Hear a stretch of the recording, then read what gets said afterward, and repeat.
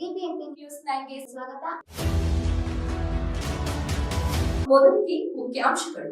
ಈ ಪೇಪರ್ ಅಲ್ಲಿ ಅಡ್ವರ್ಟೈಸ್ಮೆಂಟ್ ಬಂದಿದೆಯಲ್ಲ, ಈ ಪೇಪರ್ ಅಲ್ಲಿ ಅಡ್ವರ್ಟೈಸ್ಮೆಂಟ್ ಕೊಟ್ಟಿರೋದನ್ನ ಕಾನೂನು ಪ್ರಕಾರ ಇಲ್ಲ ಅನ್ನೋದು ಫಸ್ಟ್ ನಮ್ದು.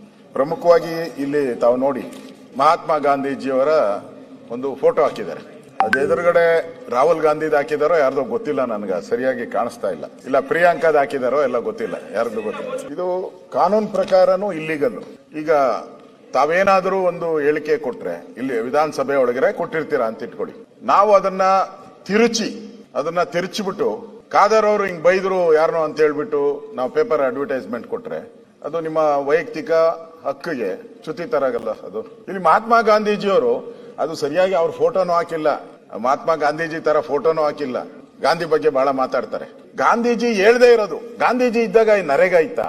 ಗಾಂಧೀಜಿ ಬಂದ್ಬಿಟ್ಟು ಈ ಪದಗಳನ್ನೆಲ್ಲ 10 ಪದಗಳು ಕೊಟ್ಟಿದ್ದಾರೆ, ಏನೇನೋ ನರೇಗಾದ ಬಗ್ಗೆ. ಅಯ್ಯೋ ಗಾಂಧೀಜಿ ನಿಮ್ಮ ಹೆಸರನ್ನು ತೆಗೆದು ಹಾಕಿ, ಈ ತರದೆಲ್ಲ. ಗಾಂಧೀಜಿ ಎಂದಾದ್ರೂ ನನ್ನ ಹೆಸರು ಹಾಕುವಂತ ಜನ್ಮದಲ್ಲಿ ಯಾರಿಗಾದ್ರೂ ಹೇಳಿದ್ರ? ಒಂದು ದಿನ ಗಾಂಧೀಜಿ ನನ್ನ ಹೆಸರನ್ನ ನೀವಿಡಿ ಅಂತ ಎಲ್ಲಾದ್ರೂ ಹೇಳಿದ್ರ?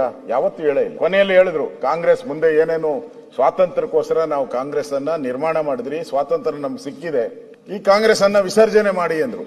ಮಾಡ್ಲಿಲ್ಲ ಅವಾಗ. ಯಾಕಂದ್ರೆ ಕಾಂಗ್ರೆಸ್ ಇದ್ರೇನೆ ವೋಟ್ ಬರೋದು ಅಂತ ನೆಹರು ಅವರಿಗೆ ಅನ್ಸಿತ್ತು, ಅದಕ್ಕೋಸ್ಕರ ಮಾಡ್ಲಿಲ್ಲ. ಅದು ಅವ್ರ ಹಣೆ ಬರ. ಮಾಡ್ಬೇಕಾಯ್ತು, ಮಾಡ್ಲಿಲ್ಲ. ಇಲ್ಲಿ ಗಾಂಧೀಜಿ ಹೇಳ್ದೇ ಇರೋ ಪದಗಳನ್ನೆಲ್ಲ ಹೇಳೋದು ಕಾನೂನು ಉಲ್ಲಂಘನೆಲ್ಲ ಸ್ಪಷ್ಟ. ಅದು ಸರ್ಕಾರದಿಂದ ಕೊಟ್ಟಿರೋದು. ಇದು ಮಹಾತ್ಮ ಗಾಂಧೀಜಿ ಒಂಥರ ಅಗೌರವ ಮಾಡ್ದಂಗೆ, ದ್ರೋಹ ಬಗ್ದಂಗ ಅಲ್ವಾ? ಇದು ತಪ್ಪಲ್ವಾ? ಇದು ಈ ಅಡ್ವರ್ಟೈಸ್ಮೆಂಟ್ ಕೊಡೋದ್ರಿಂದ ಇದು ಯಾರ ದುಡ್ಡಲ್ಲಿ ಕೊಡ್ತಾ ಇದಾರೆ? ಇದು ಜನಗಳ ತೆರಿಗೆ ಹಣ. ಜನಗಳು ಹೇಳಿದ್ರೆ ಎಂದ ಯಾರನ್ನ ಬಂದ್ಬಿಟ್ಟು ಇವ್ರಿಗೆ ಹೇಳಿದ್ರ, ಪ್ರಿಯಾಂಕಾ ಅವ್ರಿಗೆ ಇದೊಂದು ಕೊಡಿ ಸರ್ ನಾವು ಅಂತ ಹೇಳಿದ್ರ? ಇಲ್ಲ.